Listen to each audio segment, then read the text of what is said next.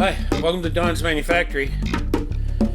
So now that I've kind of feel a little bit good, I can usually drug myself up and be good for a couple of hours. I'm going to tackle the master cylinder.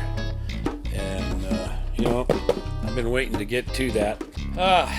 Anyway, sorry about missing, the sporadic production of videos. I just haven't felt worth a damn.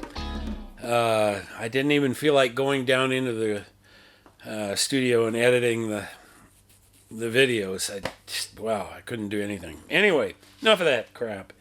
I'm going to get at this and see how far I get. Looking at the Wilwood, or Wildwood, if you're going to pronounce it the way it's spelled. Was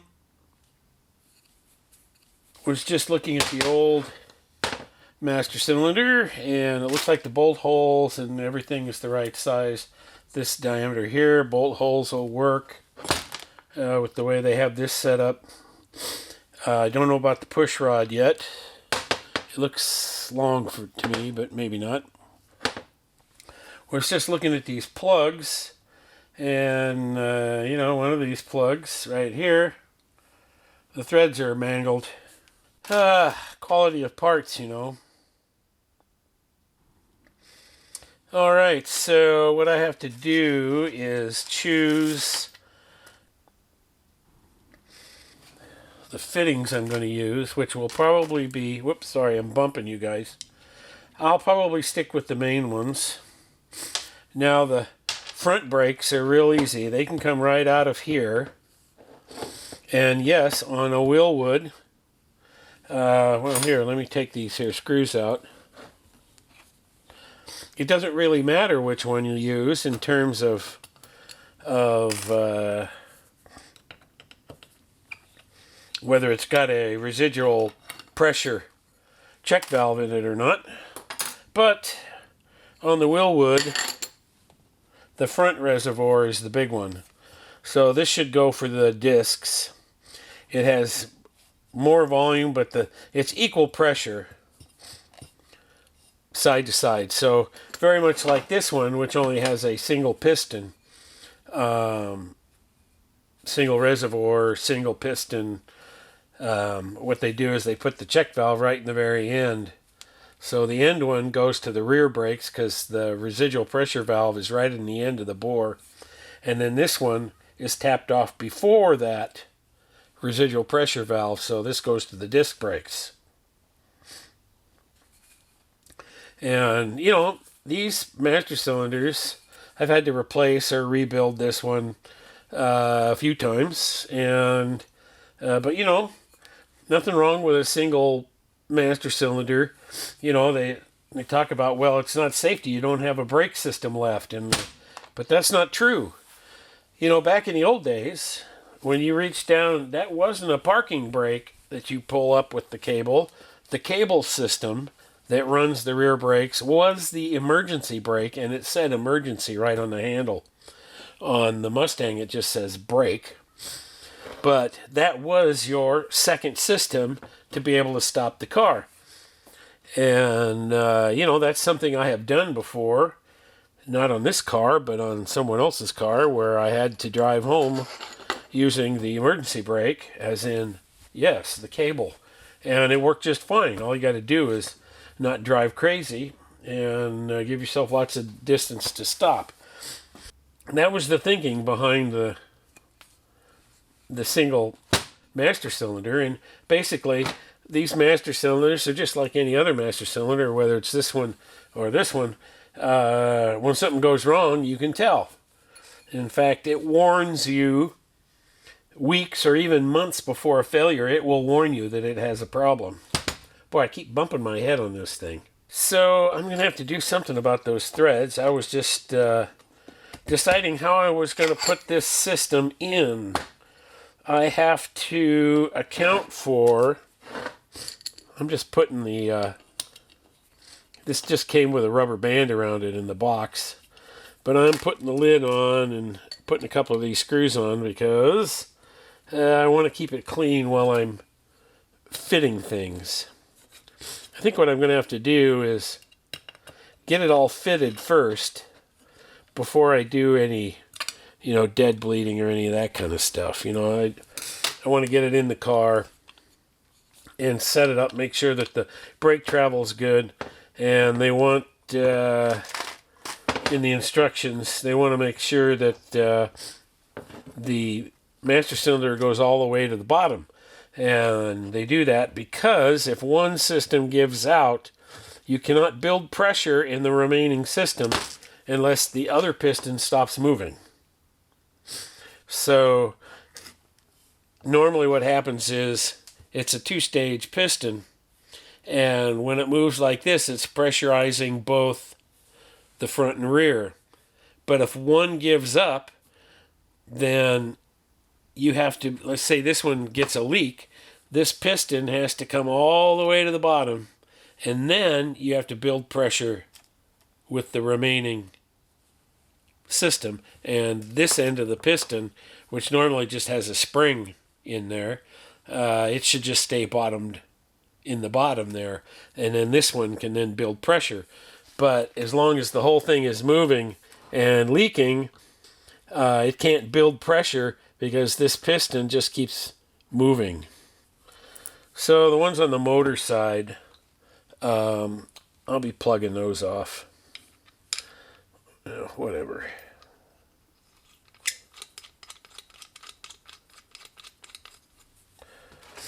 Alrighty. And now I gotta go find my little files, because I think I can just file down these mangled threads. I mean, there's enough threads there that the fact that it's missing that one thread won't make a difference. Okay, grabbing my files. Oh yeah, if the front brake system has a leak, the cup is aiming the wrong direction to hold pressure, so you're going to lose your pedal anyway. Nothing like having to rework the brand new parts. There it goes. Well, not entirely. Let's see. Yeah, it's okay. One of the things I have to work out is how I want to... I got to incorporate this residual pressure valve, check valve, that goes into the rear brake system. I thought about putting it here and just having the line come out and loop under, and then just put the thing right under here.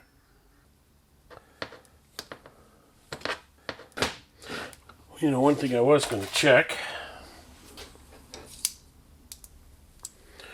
This is supposed to be 875 thousandths. It says 1 inch. Oh, that's really going to piss me off.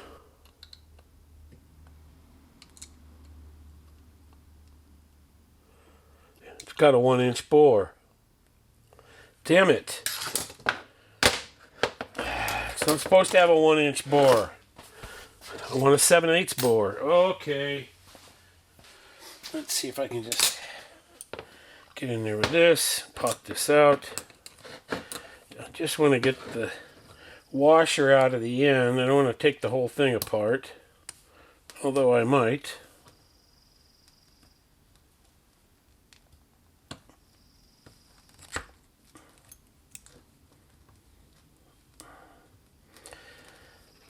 Okay, I'm not going to know until I see it and measure it. Okay, there is the piston.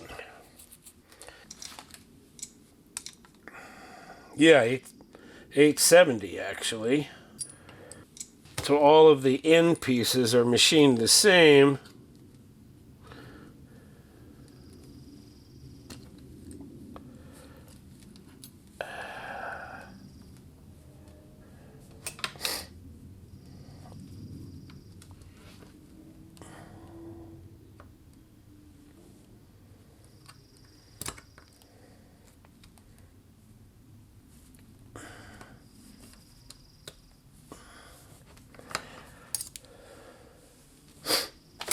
Okay. So it is a 7/8. All right. So this thing is only 1.5 inches long, a little over that, 1 5/8 inches. We end up at 2.5 inches, not from the center line, but from here. So, and that's 1.25 inches. So 2.5 plus 1.25 inches, that's 3.25 inches. The whole assembly would be sticking out the inside. So I can't do that. I mean, it's either that or this is going to screw directly to the proportioning valve. So it'll be over by the proportioning valve, and then the line comes out of it and just goes into the master cylinder. There's that possibility too. I'm not really sure.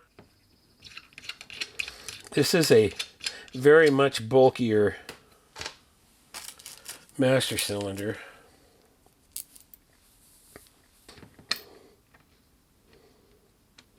And that's what happens when you go aftermarket. You don't know how it's going to turn out because they kind of make it universally fit, and so when you get all your adapters in and everything, then you find that it's just too bulky to deal with. And I was very much considering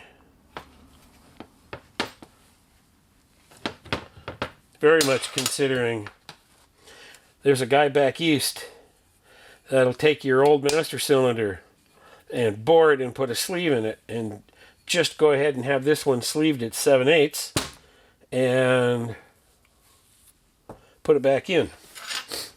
I have a feeling what I'll end up doing is adjusting it to where it's right, and then pulling the master cylinder out so I can tighten these and then put them back in, because there's just no room under the dash to do that once all of this is in, and this is coming out inside of the pedal bracket. I was thinking maybe with all this new paint around here, I may just go ahead, suck all the fluid out of this thing. I could just see getting brake fluid on my new paint. That would just be lovely. And for those of you that are wondering, geez, what's Dawn been doing? Videos aren't coming very often. Well, about a month ago, the wife and I got sick. That cost me a week. And then I did some guitar work and, you know, had some playing videos, but then got sick again. So I lost all of last week. Now it's Saturday, and I'm just going absolutely bonkers, stir crazy. Let's see if I can pull that clip, get that thing out without doing too much falderall. I'm just going to cut the camera here. There's no way you guys are going to be able to see under the dash with me working. So I'll be back in a second with that push rod out. Well, that went pretty quick. It's not going to go together near as easy, I don't think. There's that little nylon thing that's supposed to clip in and hold the rod in, but wasn't holding the rod in. I haven't done anything about lines or anything yet. That'll all come later. I got to get the mechanical, physical part of this thing put together. First we'll see how it sits in there. Whether it's... let's pull the brake lines away. There we go. Is it going to mount in there okay? And bolt holes line up and all that stuff.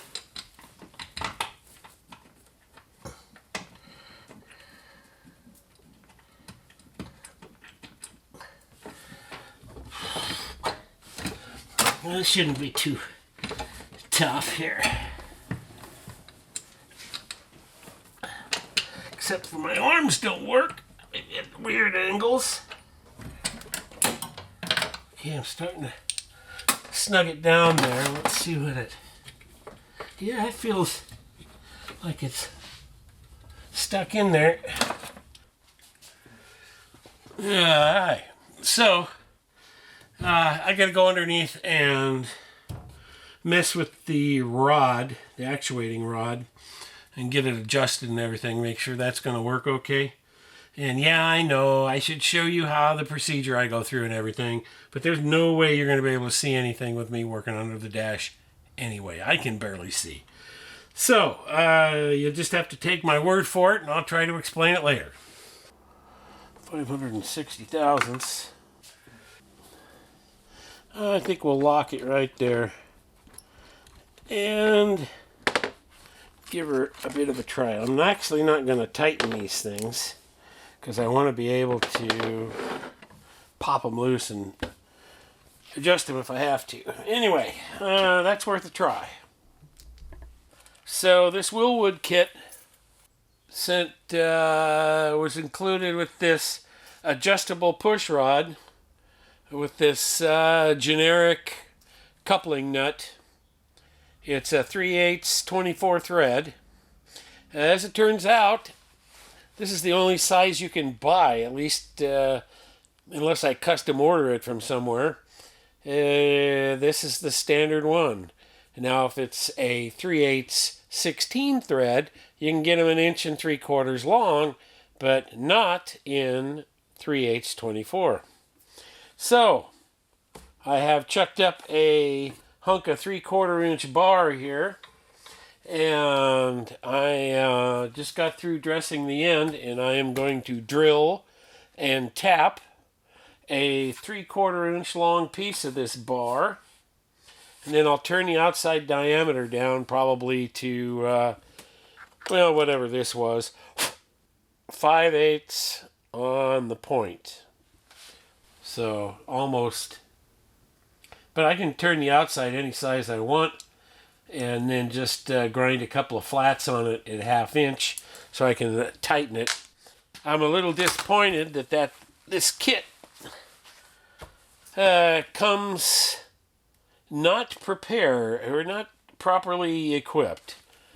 Unfortunately, with this spacer, I'd only have 2 threads on either side holding, and with only 2 threads, there's a really good chance that I'd be pounding on the brake someday and it would just peel those threads out and this would just drop down and I'd lose the brakes completely.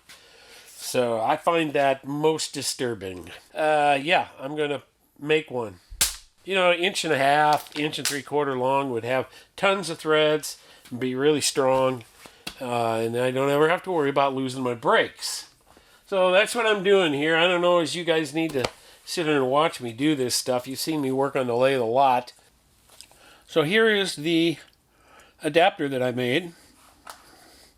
Or what do we call it? A coupling nut. That's, although it's not quite a nut, it would be a sleeve. 170 thousandths. Now my tap was not long enough to go all the way through this. So what I did was I tapped it far enough on one side to take up all of these threads, and then I only tapped it as far as I needed to take up all of those threads. So, and that's as far as you can screw them in anyway, so not a problem. So now to set the length of the thing. Well, what I'm going to do here, here's the old one. Just put it together. And we'll go over like this. So for my car, to put the pedal even with the clutch pedal, what is that? 5 point... Yeah, a little less than that. Right about there. 5.63 inches. Okay. So that's a good starting point, don't you think? I'll just make sure I got the right end screwed in here. This one here just screws on all the way here.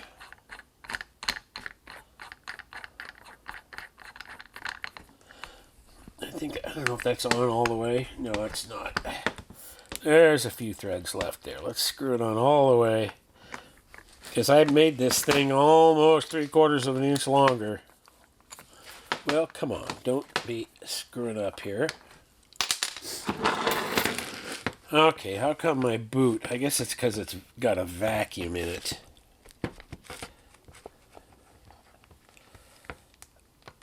Okay, there we go.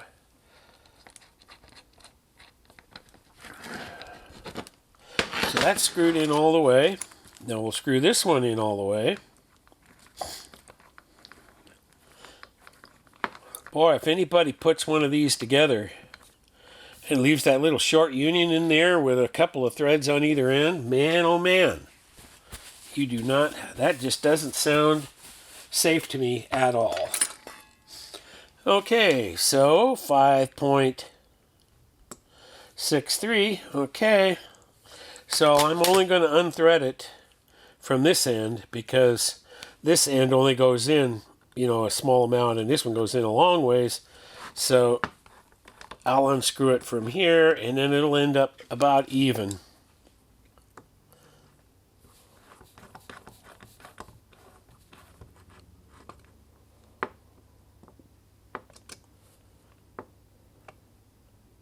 Oop, too far.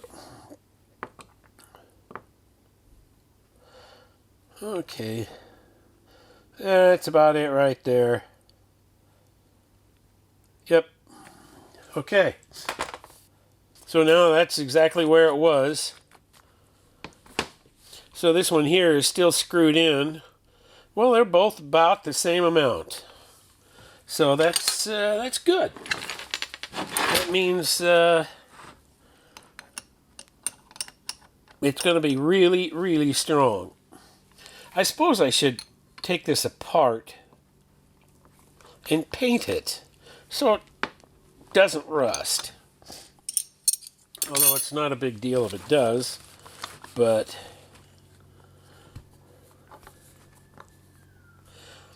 it doesn't have any galvanizing on it or anything. So anyway, that should be perfect. And it's tight. And I suppose I could. Okay, I'll take it apart again. I'm going to paint this, and then when I put it together, I'm going to put it together with blue Loctite. Because, once it's done and in, I guess before I Loctite it, I will make sure that it's at the proper setting, that I like where the pedal is. Because I still haven't checked all the parameters. Anyway, I guess I'll check this, and if everything checks out, then I'm going to, I think maybe I'll just shoot it with a little silver paint or something right there, just like that. I won't take it apart. I'll just leave it. It's tight. It's not going to go anywhere. Let's go see if this fits. But while you guys weren't looking, I drove out to the local O'Reilly's, got myself a length of brake line. Well, hello there. It's another day. Finished up the linkage part of it yesterday, so today I'm just going to be lining these brake lines up for the new master cylinder. So I think maybe this one I can just go ahead. It's because it's long and twisted, I should be able to just bend it and turn it around and get it into this. I don't think I need to make a new line or anything. This one for the rear, I'm just going to just bend it a little bit, and I'm going to come out of the master cylinder and come up this underneath so that the pressure residual pressure valve, there we go, the residual pressure valve will sort of exit right about here, and then I can just plug it right onto it. When you're doing a flare, double flare, which is what I'm doing here, I'm just using the classic old KD tool. you're supposed to do the final smush on the flare, which is using this tool to put that finish on it. Okay, so what the manufacturers of these tubes are doing is saving money by not putting the final step in the flare process. So what they want you to do is to smush that using your fitting. So if you are using these type of tubes, what you'll end up having to do is put some grease or oil on the fitting. See how it's square on the back side? This whole thing is supposed to be a flare. Well, here, let me show you what it's supposed to look like. Let me get it out of the tool here. See, you look at the back side, see how it's got an angle on it? And then this end has an angle. You look at this, it's square, and then it has no flare angle here. So what they really want you to do here is just mush your fitting. Try to mush it together into the fitting to make it seal. Wow. So, see, that is how it is supposed to look. See how that fits in there with the angles and everything? I got to see what I can do about that. I'm going to try to finish this fitting using my tool. Alrighty. Let's see if this works. If not, I have to cut that end off and put a new fitting on it. Okay, here we go.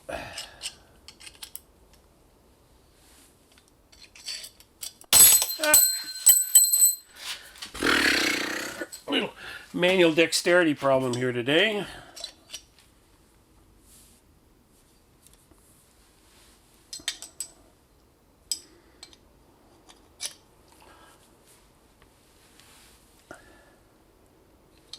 Okay, let's see what happened.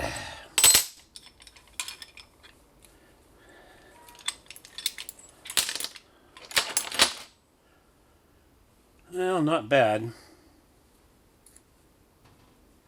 The thing you'll have to note here is when you tighten these up, you can't just tighten them up and leave them. You're going to have to put oil on here and then tighten and loosen, tighten, loosen, tighten, loosen, tighten, loosen until it shapes the end of this tube around the cone and gets a good seal. I'll try it, but I may have to whack that off and reshape the end, redo that flare. The other problem I was having here is this fitting is too long on the end here, so it would just barely grab by a few threads and I'd be in danger of stripping it out before I got a seal. So that's why I'm going with these. This is the driver's side, goes in, it dives under right on the underside of the master cylinder, has to clear the clutch rod, and then comes forward, and the old line I should just be able to bend it down, hook it on. This little unit should just go right under here and screw on to that right there. Okay, so I'll bend that up a little bit. I'll curve that just a bit more. I wish I had a smaller radius on my tubing bender, but I don't. But that's pretty much it right there, see? And it should clear the clutch. 3/8 inch wrench has disappeared. I guess it's because it's close to 10 millimeter that it feels lonely or something. Well, that's not going to work. I like to use the wrench. I know you can't see anything because the dang export brace is in your way, but that is the way of it. Squarely. Well, I went too far. Good, Don. You're doing really good. And there it is, retaining the OEM proportioning valve. I got it all done and had my wife come out and help me bleed these lines here to get any air out. You know, just from the master cylinder to the distribution block and the proportioning valve. So all the air's out of there. It still feels a little spongy, like maybe there's still air in the master cylinder. So I'll just go drive it a bit. If there's any small air pockets in the master cylinder, they'll get out of there when I'm driving with the vibration and usage. So far, it doesn't seem to be leaking. I guess road test is up. Oh, you notice I went to Radio Shack. Radio Shack. Wow, what the heck's wrong with me? Yeah, I went to Ace Hardware and got these little 1024 thumb screws so that I don't have to use tools to get this thing off. All I have to do is just undo it by hand. So what's left to do is I got to get the brake switch and the clip and all that on the rod and the pedal. Yeah, that's the very last function. It's going to be a bugger because I just don't fit under there very good, and if it gets too cumbersome, I'll probably end up pulling the steering wheel to get more room so I can get under there and work. At some point when I'm working under the dash, I end up pulling the seat too, because then I can just lay right in there on the floor, and it's way more comfortable. I'll be back in a minute. Well, actually, it will seem instantaneous to you.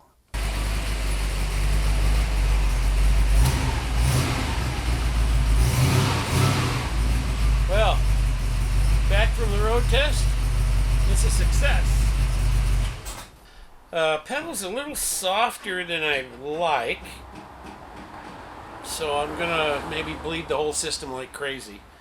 But other than that, the system seems to be working.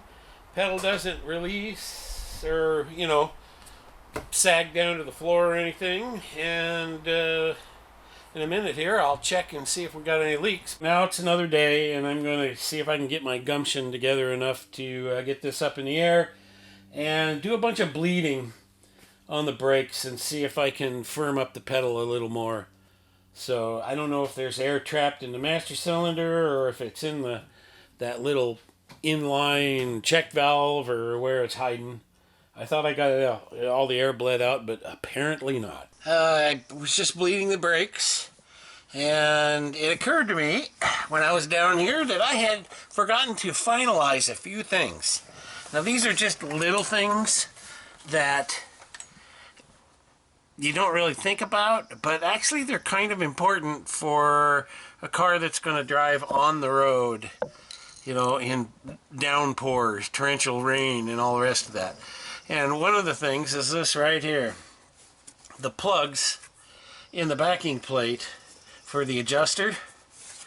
Get the plugs in there to keep the water out of the brakes when you go through a puddle. And then, of course, up here, there's no cap on the bleeder. So I knew I had those things, so I started hunting around, and sure enough, there's the plugs for the bleeders and the backing plates. It's those little things that just make it better.